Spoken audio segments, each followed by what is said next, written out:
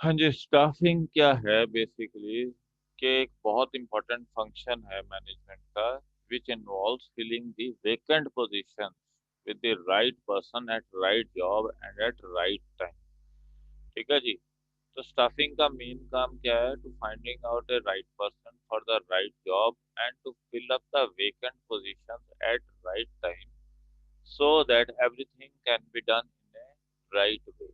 तो इसे हम ह्यूमन रिसोर्स का सबसे बड़ा एक सेटअप कहते हैं एक ऑर्गेनाइजेशन में, क्योंकि ऑर्गेनाइजेशन के जितने भी रिसोर्सेज हैं, चाहे मैन मनी मटेरियल मशीनरी है, वो बिना स्टाफिंग के नहीं फंक्शन कर सकते हैं। मतलब आपको जो मेन है उनको कैसे काम करवाना है वो भी स्टाफिंग फंक्शन का काम है।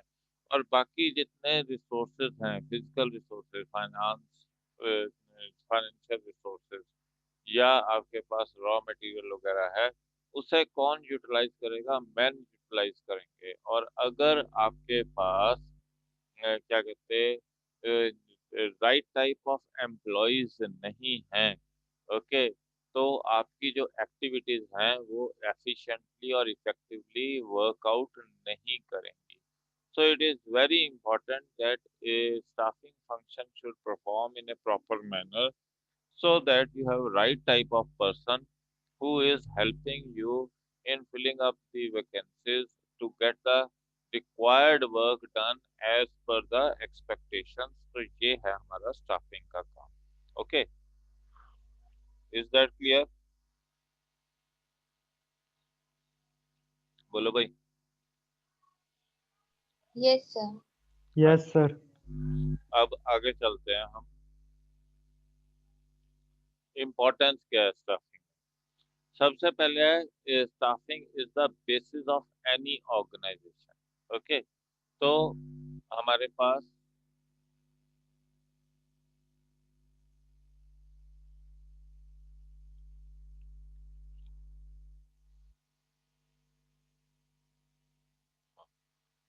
सबसे पहला एस्पेक्ट है हमारे पास स्टाफिंग में कि it is the basis of any organisation. किसी भी ऑर्गेनाइजेशन में अगर आपको हायरार्कियल सिस्टम को फिल अप करना है, तो आपके पास जो भी सेटअप ऑर्गेनाइजेशन का बनेगा, डिफरेंट जॉब पोजीशन जो आपकी क्रिएट की जाती हैं उनको फिल अप करना है, तो हमें और स्टाफिंग डिपार्टमेंट फंक्शन की बहुत ज़्यादा ज़रूरत है। Because it will help us in getting the required number of people to fill up the job vacancies which has been created in any organization। तो किसी भी ऑर्गेनाइजेशन की अगर आपने प्रॉपर फंक्शनिंग करनी है तो आपका स्टाफिंग फंक्शन अच्छे से वर्क ऑन करता होना चाहिए। अगर आपका staffing he properly work on नहीं करेगा तो जो हायरार्कियल स्ट्रक्चर आपका क्रिएट किया गया है किसी ऑर्गेनाइजेशन के अंदर, वो प्रॉपरली फंक्शन नहीं करेगा। Second function importance of staffing is that it helps us in achieving the required targets। जो भी आपके टारगेट्स फिक्स किए गए हैं उनको फुलफिल करने के लिए हमें फिजिकल फाइनेंशियल रिसोर्सेज चाहिए, मगर इन फिजिकल और फाइनेंशियल रिसोर्सेज को यूटिलाइज करने के लिए हमें ह्यूमन रिसोर्स चाहिए। So that whatever the required plans और programmes which we have designed in an organisation, they can be properly implemented, and they can be implemented only with the right type of person who is placed on a right job।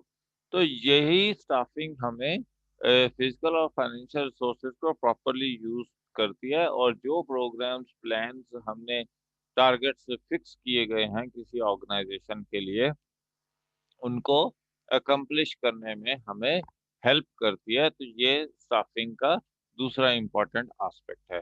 तीसरा है it helps in discovering and obtaining competent personal. तो staffing function क्या करता है कि interviews conduct करता है, okay, recruitment programmes चलाता है, सिलेक्शन प्रोग्राम्स चलाता है, so as you can get the right type of people and right amount of people can be filled up in the vacancies which are lying vacant in the organization so that the work in the organization should not hamper because of non availability of the workforce। तो ये आपके पास तीसरा important चीज है कि कितने लोग चाहिए और कब चाहिए और किस कॉम्पिटेंसी के चाहिए, वो सारा कौन असेसमेंट करके देता है? स्टाफिंग फंक्शन आपका असेसमेंट करता है। फिर चौथा इसका काम है putting right person on the right job. अगर आपने कोई जैसे जॉब किसी गलत बंदे के हाथ में दे दी तो वो पूरा का पूरा सिस्टम गड़बड़ा जाएगा। ओके, जैसे आज एक किसी ने जोक क्रैक किया ट्विटर पे कि डॉक्टरों की हड़ताल होती है तो उन्हें बुलाया जाता है कृषि भवन में, और किसानों की हड़ताल होती है तो उन्हें बुलाया जाता है विज्ञान भवन में। ठीक है, तो मतलब आपने क्या किया, जिसका रिलेशन विज्ञान के साथ है उनको तो आप कृषि भवन में बुला रहे हो, और जिनका रिलेशन आपके कृषि भवन के साथ है वो कहाँ जा रहे हैं? विज्ञान भवन में। तो कितनी मतलब डिस्पैरिटी है। तो इसी तरह अगर एक ऑर्गेनाइजेशन के बीच में भी ये कुछ हो जाए कि गलत बंदे को गलत जॉब पे बिठा दिया, जिसको काम है कुकिंग का, होम साइंस में होना चाहिए, उसको कह दिया जाके तू कॉमर्स पढ़ा, नहीं तो इकोनॉमिक्स पढ़ा, तो वो क्या करेगा? ठीक है ना। तो ये सर, या जिसको फैशन डिजाइनिंग में ज्यादा इंटरेस्ट है उसको कह दिया तू कॉमर्स पढ़ा, तो बेचारा तो दुखी हो जाएगा कि मैं तो यार कहाँ फैशन डिजाइनिंग का मेरे को शौक था और मेरे को कहाँ फंसा दिया है। नहीं, तो ये प्रॉब्लम है। Right people should be on the right job. ऐसा नहीं होना चाहिए कि किसी को भी आप कोई भी काम करने के लिए कह दो तो वो क्या करेगा? वेस्टेज ऑफ रिसोर्सेज करेगा।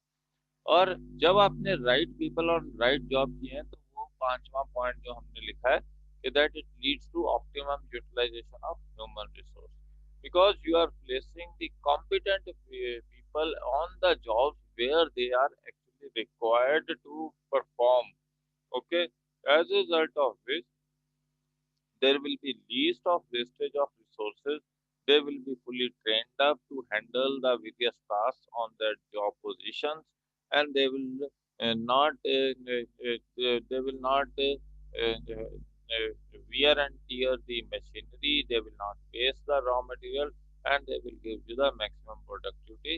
So, in this way, staffing helps us by putting right person on the right job leads to the optimum utilization of the human resource। Okay, another important thing is staffing leads to improvement in job satisfaction। आप job satisfaction कब होती है? जब आपको जो काम आता है आपको वही काम दिया जाए। आपको जो काम नहीं आता आपको वो काम दे दिया जाए, जहाँ पे आप मिसफिट हो तो आप क्या करोगे? वहाँ पे गलतियां करोगे, आपकी फ्रस्ट्रेशन लेवल बढ़ेगा, आपको डांट भी पड़ेगी for inefficiencies, for breaking down the machinery, and you will feel less confident in those job position। तो ये staffing का काम है to find out that the person who are being placed in different job positions,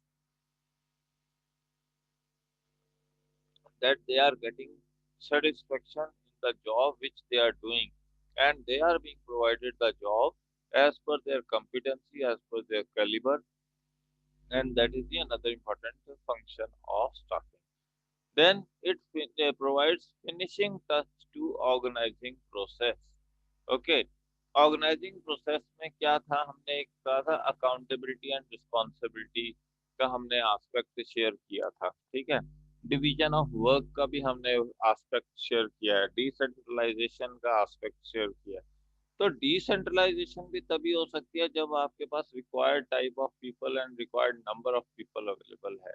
okay, division of work भी तभी कर सकते हो जब आपको पता है कि आपके नीचे जो लोग हैं वो इतने कॉम्पिटेंट हैं, वो इस जॉब को हैंडल कर सकते हैं। तो जो फिनिशिंग टचेस हैं ऑर्गेनाइजिंग में अकाउंटेबिलिटी और रिस्पॉन्सिबिलिटी स्टैब्लिश करने की, आप तभी अकाउंटेबिलिटी और रिस्पॉन्सिबिलिटी स्टैब्लिश कर सकते हो जब आपने राइट टाइप ऑफ इंडिविजुअल को राइट जॉब पे प्लेस किया हुआ है। अगर आपने क्या कह दिया, किसी ऐसे बंदे को आपने जॉब दी है जिसको पता ही नहीं कि वो कर क्या रहा है, तो आप उसकी अकाउंटेबिलिटी कैसे फिक्स करोगे, क्योंकि आपने ही खुद मिस्टेक कर ली किसी बंदे को प्लेस करने में। ओके, तो क्या कहते हैं, उससे क्या है, आपकी जो वर्किंग सिस्टम है वो इफेक्ट हो जाएगा। So it is very important to see that the people who are being placed they, जिनकी आप अकाउंटेबिलिटी फिक्स करने जा रहे हो या रिस्पॉन्सिबिलिटी फिक्स करने जा रहे हो, वो रिक्वायर्ड कंपिटेंसी वाले हों। ओके, और उनको क्या कहते हैं, आपने as per their requirement he appoint किया है। ऐसा नहीं कि आपने किसी ऐसे बंदे को अपॉइंटमेंट दी है जिसकी वहां पे रिक्वायरमेंट नहीं थी, बट आपने उसको वो जॉब दे दी है। बाद में आप उसे कह रहे हो कि आपने मिस्टेक्स किए हैं। तो आप नहीं फिक्स कर सकते, क्योंकि he will simply say that I am not competent for this particular job and you have deliberately put me on this. It is you who is responsible for the mistake, not me. तो ये है आपके पास staffing का important aspect. फिर है key for directing and controlling. If you want to give proper directions and control the functioning, it is very important the staffing function should perform work in a proper manner. Okay, कि directions उसी बंदे को समझ आएंगी जिसको knowledge होगी जिस काम के लिए आप डायरेक्शन दे रहे हो। अगर बंदे को नॉलेज ही नहीं है, ओके,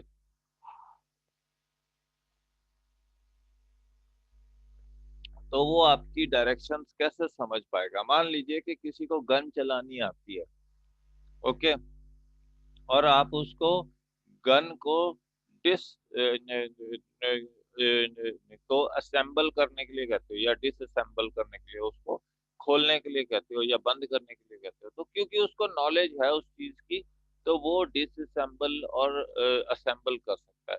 बट मेरे जैसे जिसने कभी गन नहीं चलाई, आप मेरे को गन पकड़ा देते हो और कहते हो इसे डिसअसेंबल कर, तो मैं नहीं कर पाऊंगा, because I am not having knowledge about that.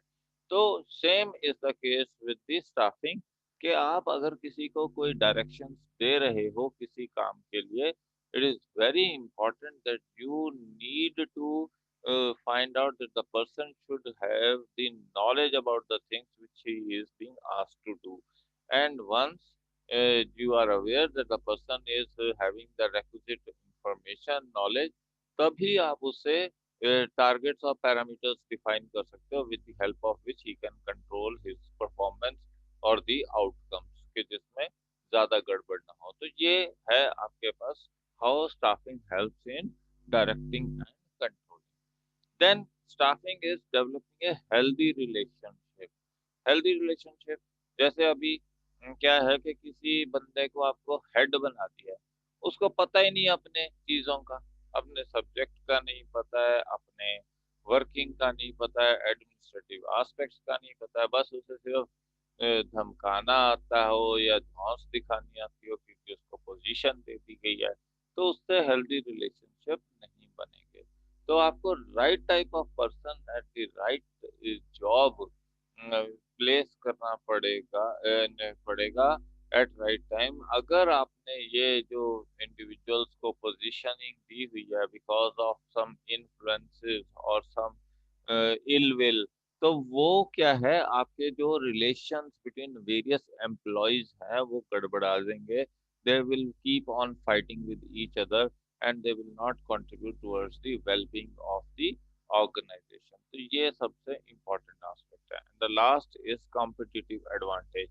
if you have right type of people being placed on the right jobs, they will work uh, honestly with a competitive spirit and will try to provide more and more benefits to the company, and hence will help you compete out your competitors from the market, and that is what the staffing is doing. समझ आया ये 10 point? बोलो, सो गए?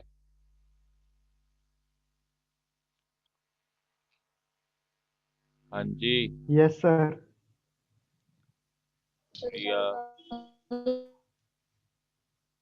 प्रतीक, आ गया sir. आ गए। Yes. चलो आगे। Sir एक ना इससे केस स्टडी थी, मतलब इसमें आंसर तो स्टाफिंग था। हम्म,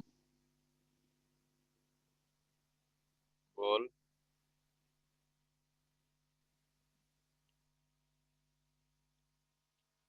चलो, बाद में तेरा केस स्टडी कर लूंगा पॉइंट। अभी ये देखते हैं प्रोसेस ऑफ स्टाफिंग क्या होती है।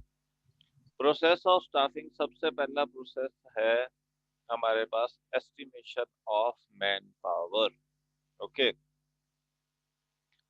प्रोसेस जब स्टार्ट होता है तो सबसे पहले हमारा काम क्या होता है? एस्टिमेशन। एस्टिमेशन करनी बहुत जरूरी है कि कितने लोग चाहिए, कब चाहिए और किस किस डिपार्टमेंट में चाहिए। वो बहुत ज्यादा इम्पोर्टेंट है स्टाफिंग के लिए। अगर आपका एस्टिमेट रॉन्ग हो गया तो आपको या तो बहुत ज्यादा एम्प्लॉयज आपके पास होंगे, तो वो आपकी फाइनेंशियल प्रूडेंस को इफेक्ट करेंगे, या आपके पास एम्प्लॉयज कम होंगे। जैसे मान लीजिए कि आप एक घर बना रहे हो, ठीक है, तो आपको कितने मजदूर चाहिए, कितने मिस्त्री चाहिए at a particular point of time, और आपको घर कितने महीने में कंप्लीट करना है, ये डिपेंड करता है कि आपके फाइनेंशियल रिसोर्सेज कैसे हैं। अगर तो आपके पास फाइनेंशियल डीप पॉकेट्स हैं और आप चाहते हो जल्दी से जल्दी कंप्लीट हो, तो आप ज़्यादा एम्प्लॉयज रखोगे, ठीक है, ज़्यादा मजदूर, ज़्यादा मिस्त्री रखोगे और जल्दी कंप्लीट करने की कोशिश करोगे। ओके।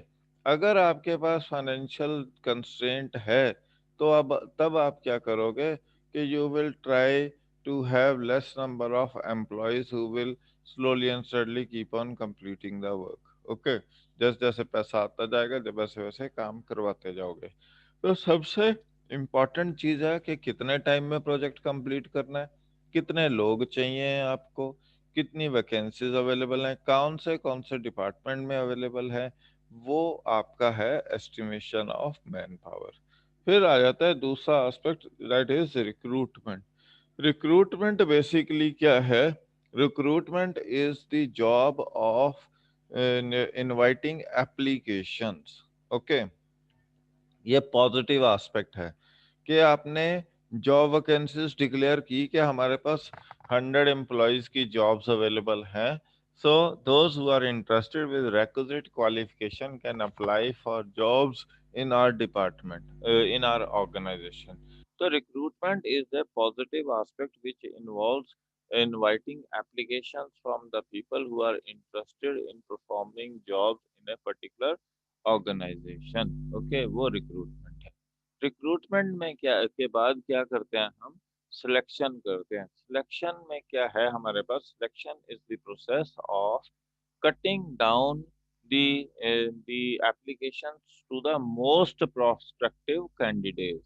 ओके, कि आपने इतनी सारी एप्लीकेशंस मंगवा ली, अब उन एप्लीकेशंस में से जो मोस्ट सुटेबल एप्लीकेशंस है उनको छांट लेना और बाकियों को रिजेक्ट करना। ये जो काम है, ये काम किसका है? सिलेक्शन का है।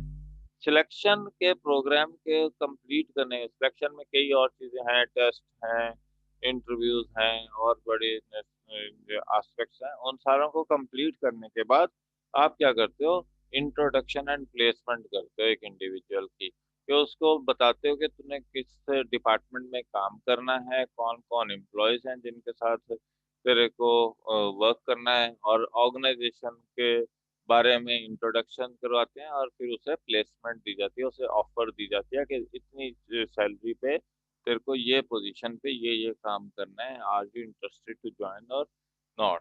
And once he has accepted the proposal given by the company, then he is given training and is given development। Okay, development तो ट्रेनिंग तो होती है कि जो टेक्निकल एस्पेक्ट्स हैं उसके ऊपर उसको नॉलेज दी जाती है। डेवलपमेंट क्या है? मैनेजरियल में ज़्यादा यूज होती है। ट्रेनिंग एम्प्लॉयज में ज़्यादा यूज होती है, और डेवलपमेंट मैनेजरियल पोजीशंस पे ज़्यादा होती है, जहाँ पे उनकी ग्रूमिंग होती है स्ट्रेटेजिक स्किल्स से regarding language skills, behaviour skills, okay, presentation skills, अपने आप को ग्रूमिंग क्लासेस लगती हैं। तो वो डेवलपमेंटल एस्पेक्ट है। फिर उनको उनका अप्रेजल किया जाता है कि इन्होंने जो इनको ट्रेनिंग दी थी, जो इनकी डेवलपमेंट की गई, उसके अकॉर्डिंग इन्होंने जो काम किया, उसकी आउटकम क्या निकल के आई है। And then their appraisal report is being formulated and then submitted to the higher ups, and higher ups उसको रीड करने के बाद उनकी प्रमोशंस डिसाइड करते हैं और उसकी कंपनसेशंस भी डिसाइड करते हैं कितना बेटर इम्प्रूव किया जा सके, and then this cycle moves on, that is what the process of staffing is. हाँ जी, समझ आया? Yes sir. Riya? Yes sir. Sir ये इंट्रोडक्शन वाला वापस समझाना, एंड प्लेसमेंट। इंट्रोडक्शन में ये है कि बताना कि ये लोग हैं जिनके साथ तेरे को काम करना है, ओके, और ये काम करने हैं तेरे को। और फिर उनको जब वो कहते हैं, एग्री कर जाते हैं कि हाँ, तो उसको एक प्लेसमेंट की ऑफर दी जाती है कि इतनी सैलरी पे ये काम करना, ओके, अलोंग दीज पीपल। तो वो है introduction and placement aspect. Okay,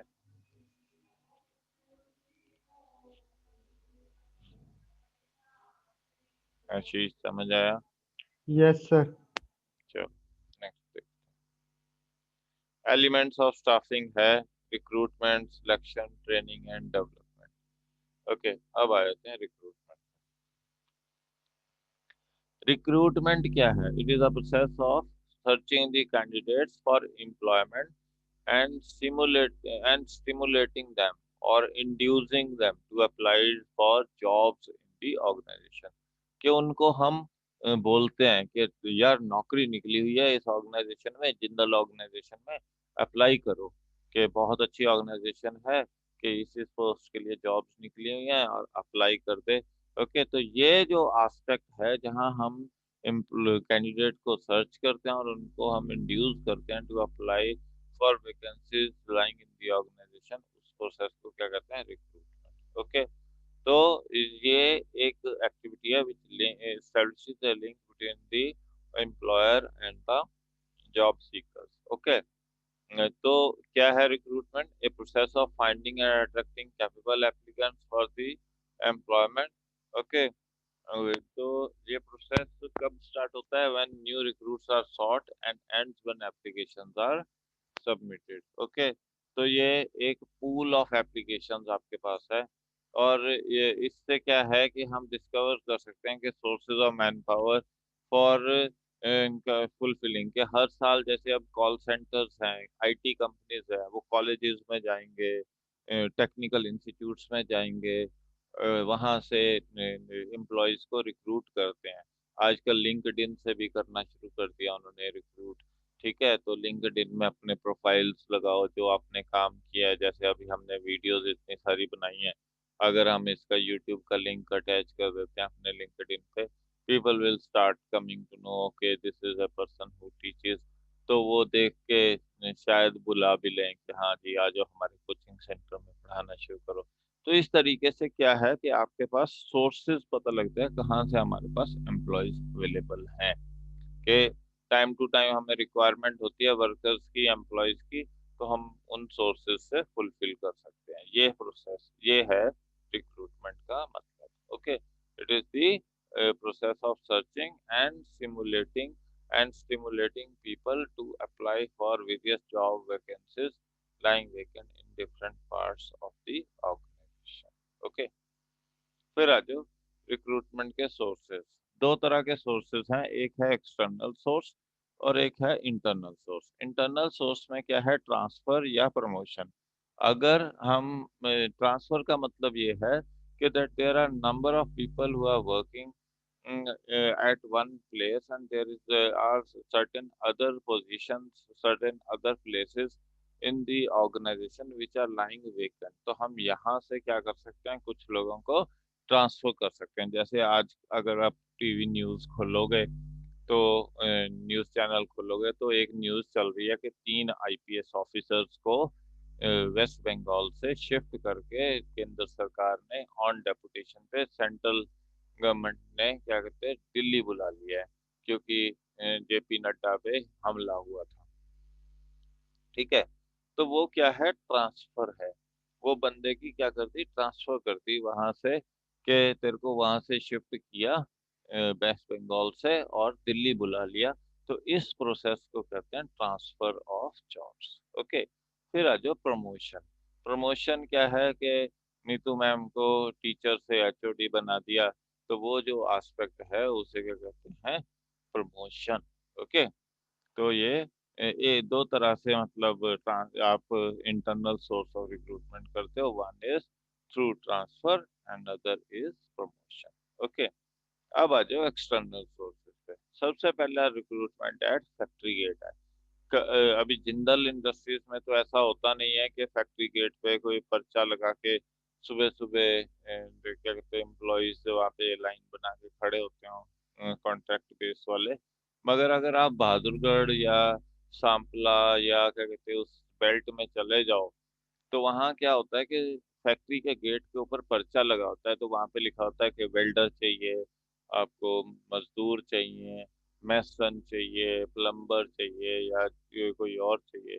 तो उनका एक पर्चा लग जाता है। तो सुबह सुबह जो मजदूर हैं या जो भी जॉब सीकर्स हैं वो गेट के सामने इकट्ठे होते हैं डिफरेंट फैक्ट्रीज के, according to their own competencies, and then they find out the job for themselves, and that process of selecting the workers is known as recruitment at factory gate. Okay.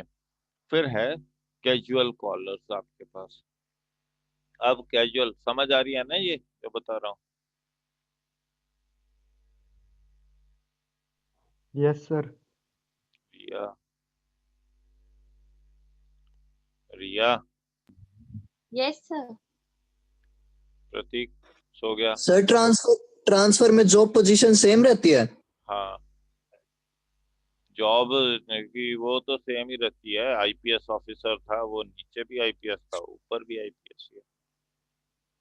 ठीक है ना? ठीक है sir.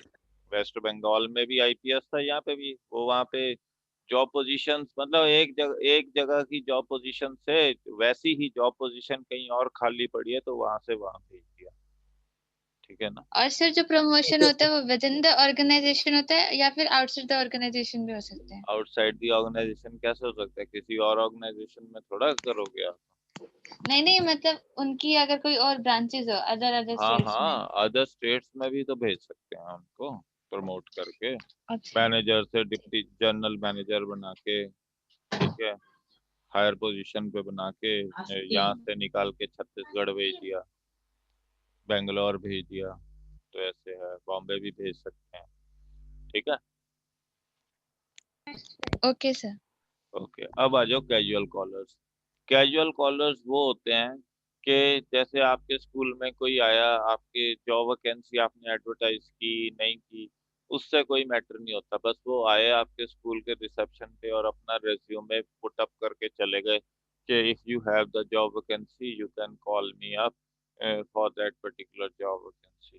तो इस type के जो external source of recruitment है उसे कहते हैं casual callers. So they either call up the receptions of different institutions और organisations if they have the job vacancies, or they visit them, put up their profiles over there.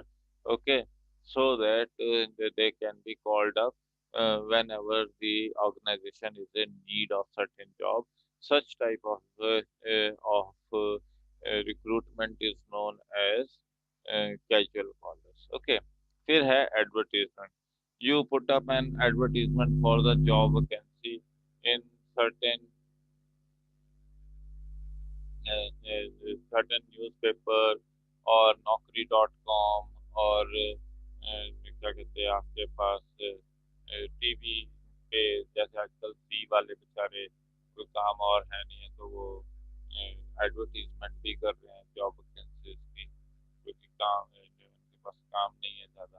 तो इस तरीके से आपके पास क्या है कि आप लोगों अपनी एडवर्टीजमेंट देते हो, चाहे वो भास्कर में, दैनिक जागरण में, या क्या कहते हैं जो लोकल न्यूज़पेपर हैं उसमें, या ट्रिब्यून में।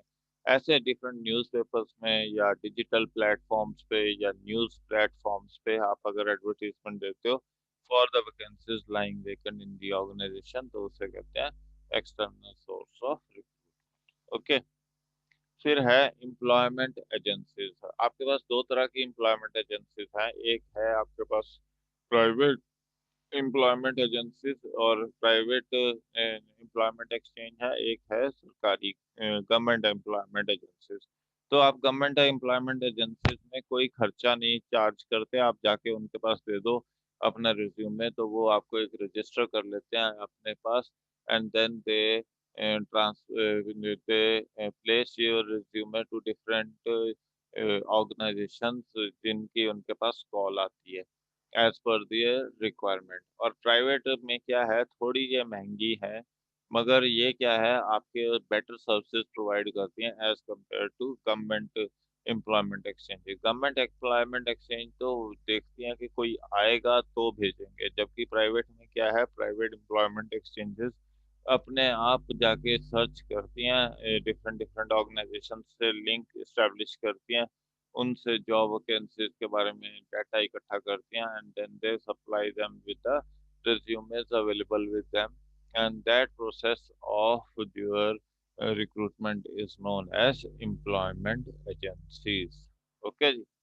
फिर है मैनेजमेंट कंसल्टेंट। मैनेजमेंट कंसल्टेंट सिर्फ हाई एंड जॉब्स के लिए आपको कंसल्टेंसी सर्विसेज देते हैं। आप अपने आप को किसी मैनेजमेंट कंसल्टेंट के पास रजिस्टर करवा लीजिए, then they find out the white collar jobs for you people and they contact with different organization and provide them the employees which as per the requirement of the organization। तो management consultant सिर्फ employees को search ही नहीं करते, उनको groom भी करते हैं और उनकी इंटरव्यूज वगैरह कंडक्ट करवा के उनकी प्लेसमेंट करवाते हैं for a particular fees which they charge from the employee who is being recruited in different organisation. Okay. फिर आप एक्सटर्नल सोर्स So, है एजुकेशन। sir, so हाँ, it is done by middle level and lower level. ये किया जाता है middle और higher level के लिए management consultant. Okay. White collar jobs के लिए, ब्लू कॉलर जॉब तो लोअर लेवल पे होती है। फिर है एजुकेशनल इंस्टीट्यूशंस। आप अगर एम्प्लॉयज को रिटेन को रिक्रूट करना चाहते हो, तो आप आईटीआई में जाते हो या एमबीए कॉलेजेस में जाते हो या इंजीनियरिंग कॉलेजेस में जाते हो, जैसे दिल्ली यूनिवर्सिटी में जाते हैं या और कई ऐसी यूनिवर्सिटीज हैं, वहाँ जाके एम्प्लॉयज को रिक्रूट ट्रेन की इंटरव्यू करते हो और रिक्रूट करते हो। तो ये एक अनदर इम्पोर्टेंट प्रोसेस है जिसके थ्रू आप रिक्रूटमेंट कर सकते हो। So you directly approach the education institutions and from there you try to find out the employees for the organisation. Okay. फिर है रिकमेंडेशन। रिकमेंडेशन क्या है कि जो ऑलरेडी वर्किंग एम्प्लॉयज हैं आपकी ऑर्गेनाइजेशन में, उनका कॉन्फिडेंस बिल्डअप करने के लिए, उनको इम्पोर्टेंस देने के लिए आप उनको कहते हो कि अगर आपकी नॉलेज में कोई और एम्प्लॉय है who can be working in the organization, who can come to serve in this organization, you can please tell us। तो वो एम्प्लॉयज जो अपने नोन्स हैं उनको बताते हैं कि there are job vacancies available and you can apply for the job in the organisation. ये इसलिए किया जाता है कि हमने पहले जो एम्प्लॉयज हैं उनको ऑलरेडी ट्राई एंड टेस्ट कर रखा है, उनके बारे में हमें कंप्लीट इंफॉर्मेशन है, वो कैसे एम्प्लॉयज हैं, वो कितने फेथफुल हैं ऑर्गेनाइजेशन के प्रति और बॉसेस के प्रति। तो वो उनको रिकमेंडेशन से आए एम्प्लॉयज को रिक्रूट कर लेते हैं ऑर्गेनाइजेशन में। So that process of recruitment is known as recommendations. Okay. जिसको आप अप्रोच भी कह सकते हैं। So, फिर sir, है, it can be done at every level. हाँ, लोअर से लेके हायर तक। ठीक है। फिर है लेबर कॉन्ट्रैक्टर्स। अब किसी भी फैक्ट्री में दिहाड़ी पे जितने भी मजदूर चाहिए होते हैं, तो हम क्या करते हैं, एक बड़े कॉन्ट्रैक्टर को कह देते हैं कि तू हमें वर्कर्स ला के दे। तो वो क्या करता है, वो अपने गांव से लोगों को भर के ले आता है, मतलब यूपी, बिहार, मध्य प्रदेश, उड़ीसा से जैसे एम्प्लॉयज चाहिए हरियाणा में, क्योंकि हरियाणा के अपने तो जो किसान हैं वो मजदूरी नहीं करते। तो जो अब उसका भी एक रीजन है कि एमएसपी जो ये लेबर फॉर्म लॉ है, फॉर्म बिल आया है, इसी से आपको समझ आ जाएगा कि जो बिहार और यूपी है वहाँ पे जो इस बार धान बिकी है वो एमएसपी है 1600 रुपए की, 1800 रुपए की, और धान बिकी है 800 रुपए, 900 रुपए, 1000 रुपए, 1100 रुपए। जबकि हरियाणा और पंजाब में धान बिकी है 1700 रुपए, 1800 रुपए पे, जिसका रेट है 1900 रुपीज। तो जिस किसान को अपनी फसल का ही पूरी कीमत नहीं मिली, तो वो बेचारा जिसने आड़तिए से पैसा ले रखा है, उधार ले रखा है, अब उसको रीपे करना है, तो वो कहाँ से करेगा? तो वो मजदूरी करता है। अभी गवर्नमेंट कह रही है कि नहीं हम तो आपको ये करवा देंगे वो करवा देंगे। ऐसा कुछ नहीं होता है, क्योंकि जैसे अब आप देखोगे गवर्नमेंट स्कूल्स की क्या हालत है। प्राइवेट स्कूल चलते हैं, गवर्नमेंट स्कूल बंद है। प्राइवेट हॉस्पिटल चलते हैं, गवर्नमेंट हॉस्पिटल बंद है। प्राइवेट रेलवे चलेगी, गवर्नमेंट रेलवे खत्म हो जाएगी। प्राइवेट फैक्ट्री चलती है मगर गवर्नमेंट फैक्ट्रियां बंद हो रही हैं। जियो का नेटवर्क चल रहा है, बीएसएनएल बर्बाद हो रहा है। और उससे क्या होता है कि प्राइवेट वाला कैसे जॉब्स, क्या सैलरीज देता है, एवरीबॉडी इज अवेयर ऑफ कि फैक्ट्रीज में कैसे काम करवाते हैं, कैसे नहीं काम करवाते हैं। तो प्राइवेट की क्या हालत है। ठीक है, अब बात हो रही थी लेबर कॉन्ट्रैक्टर्स की। तो यहाँ पे क्योंकि फार्मर को पूरे पैसे मिलते हैं, तो वो अपनी फार्मिंग में ज्यादा इंटरेस्टेड है रेदर देन बीइंग वर्कर्स। तो हमें वर्कर चाहिए, तो हम क्या करते हैं कि फैक्ट्रीज वाले जिन पुअर सिटी स्टेट्स में से किसानों के पास अपने लिए 2 वक्त की रोटी पूरी तरह से नहीं अरेंज होती, तो वो क्या करते हैं, लैंडलेस और वेरी स्मॉल होल्डिंग वाले जो किसान हैं उनको मजदूर बनना पड़ता है, और वहां से वो मजदूरों को इकट्ठा करके लाते हैं, अपने अपने गाँव से मजदूरों को इकट्ठा करके लाते हैं, और यहाँ पे वो सप्लाई करते हैं फैक्ट्री वालों को कि you can get the work done. तो उसके लिए उनको कमीशन दी जाती है। जो कॉन्ट्रैक्टर, जो ठेकेदार होता है, बड़ा मजदूर होता है जो अपने साथ और मजदूरों को लेके आता है अपने अपने गांव से, तो उसके लिए उसको कमीशन मिलती है। That process of recruitment by the factories through the labor contractors, who is bringing labor from their cities for getting the work completed in any factory. That type of job is known as labor contractor। वो एक external recruitment का process है। फिर आपके पास है telecasting, या web से, या न्यूज़ चैनल से, या प्रिंट मीडिया से आप या रेडियो, एफएम रेडियो पे आप एडवर्टीजमेंट देते हो। तो ये टेलीकास्टिंग है, इसके थ्रू भी आप रिक्रूटमेंट कर सकते हो। ओके, ये आपको बाद में करवाएंगे, आज के लिए ठीक है। बोलो, ओके सर। या ये कर लेते हैं इंटरनल एंड एक्सटर्नल रिक्रूटमेंट का डिफरेंस और एडवांटेज एंड डिसएडवांटेज। एडवांटेज का इंटरनल रिक्रूटमेंट का कि बेटर सिलेक्शन है, क्योंकि आप पहले से अपने एम्प्लॉयज को जानते हो कि वो कितने अच्छे हैं कितने बुरे हैं, तो आप उसके हिसाब से उनको क्या इंटरवेंशन नहीं है है? ये नहीं है टॉपिक, शायद। सुन ले अब तुम। ठीक है, तो Okay. स्ट्रेंथ एंड वीकनेसेस पता है, तो इसलिए हम उनकी सिलेक्शन करने में हमें बहुत ज़्यादा प्रॉब्लम नहीं आती। दूसरा क्या होता है कि अगर आप internal within the organisation recruitment करते हो पोजीशन, हायर पोजीशंस पे, तो उनका जो मोराल है वो बेटर हो जाता है एम्प्लॉयज़ का, जो अंदर के हमें भी अपॉर्चुनिटी मिलेगी। और उनको ट्रेनिंग भी ज़्यादा नहीं देनी पड़ती है, क्योंकि उनको पहले से चीज़ों का पता होता है कैसे करना है कैसे नहीं करना है, तो अडेप्ट इजीली करते हैं। और और वो कॉस्ट इफेक्टिव प्रोग्राम भी होता है। ओके,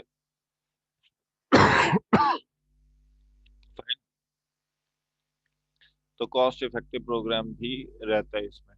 अब डिसएडवांटेज क्या है कि आपके पास नंबर ऑफ एम्प्लॉयज की चॉइस बहुत लिमिटेड होती है, ज़्यादा एम्प्लॉयज अवेलेबल नहीं होते हैं जिनके थ्रू आप इन सिलेक्शन को कर सको। फिर फिर जो इसमें अगर जैसे मान लो कि 6 लोग अप्लाई करते हैं वाइस प्रिंसिपल की पोजीशन पे, एक ही बनेगा, 5 नहीं बनते, तो बाकी 5 आपस में लड़ना शुरू कर देते हैं। कि इसमें ऐसा क्या खास था जो इसको आपने हायर पोजीशन दे दी, हमें नहीं दी, हम भी तो उसमें। जैसे अभी बताता हूँ कि हमारे स्कूल में ब्लॉक हेड्स बनने थे, तो क्या कहते हैं, राजेश नरूला सर का पहले से पता था सबको, ही विल बी, बट फिर भी लोगों ने अप्लाई किया, और जब उनको रिक्रूटमेंट नहीं हुई तो प्रेमा भट्ट मैम रोने शुरू कर दिया, और क्या कहते हैं, और भी एम्प्लॉयज ने। तो ये चीजें इस तरीके से आपके पास प्रॉब्लम्स आती हैं, okay, within the organisation, कि आपने दूसरे एम्प्लॉय को क्यों कर दिया, हमें क्यों नहीं किया, ओके। तो ये डिसएडवांटेज है। फिर है इसमें टाइम वेस्ट होती है इंटरव्यू के वो कहते हैं कि इंटरव्यू क्यों कर रहे हो, आप ऑलरेडी हमारे बारे में जानते हो कि अननेसेसरी टाइम वेस्ट कर रहे हो इंटरव्यू करने के लिए। तो ये भी है। फिर इन ब्रीडिंग ऑफ स्टेटस क्यों, कि हर कोई अपने स्टेटस को मेंटेन करने की कोशिश करता है कि मेरे को स्टेटस वाली पोजीशन मिले। तो ये प्रॉब्लम्स हैं, फेवरेटिज्म की प्रॉब्लम है कि बॉसेस के जो चहेते होते हैं उनको हायर पोजीशंस मिल जाती हैं, जो नहीं होते हैं उनको नहीं मिलती। तो ये यहाँ पे प्रॉब्लम्स आती हैं। अब आ जाओ एक्सटर्नल पे, कि क्या आपके पास